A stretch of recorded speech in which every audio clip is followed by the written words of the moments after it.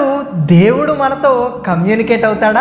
ఒక మేనేజర్ 15వ ఫ్లోర్లో ఉండి కింద పనిచేస్తున్న వర్కర్ని పిలుస్తాడు. వినిపించడం లేదు అని ఒక 10 రూపాయల నోటును వేస్తాడు. అతను ఆ 10 రూపాయలు తీసుకుని పైకి కూడా చూడకుండా మళ్ళీ ఏదో పని చేసుకుంటాడు. ఈసారి మేనేజర్ 500 నోటు విసురుతాడు. వర్కర్ మళ్ళీ ఆ 500 నోటు తీసుకుని జేబులో పెట్టుకుని తాను పని తాను చేసుకుంటాడు. ఈసారి కోపం వచ్చిన మేనేజర్ రాయిని విసురుతాడు. వెంటనే ఎవర్రా రాయి విసిరింది అని పైకి నడుచుకుంటూ వస్తాడు వర్కర్. అచ్చం దేవుడు కూడా ఇలాగే మనతో కమ్యూనికేట్ అవ్వడానికి డబ్బు, పదవి, కీర్తి వంటివి ఇస్తూ ఉంటాడు, లేదా మంచి అవకాశాలనైనా ఇస్తాడు. కానీ అప్పుడు మాత్రం మనం అస్సలు పట్టించుకోము. ఇక చివరికి చేసేదేమీ లేక ఒక సమస్యని ఇస్తాడు. అప్పుడు మనం దేవుడా కాపాడు అని మొక్కులు మొక్కుతాం. అలా కష్టం ఉన్నప్పుడే దేవుణ్ణి మొక్కితే అది వ్యాపారం అవుతుంది. అందుకే అసలు ఏ కష్టం లేనప్పుడు కూడా ఆ దైవ చింతనలో గడపండి, ధర్మంగా జీవించండి. జై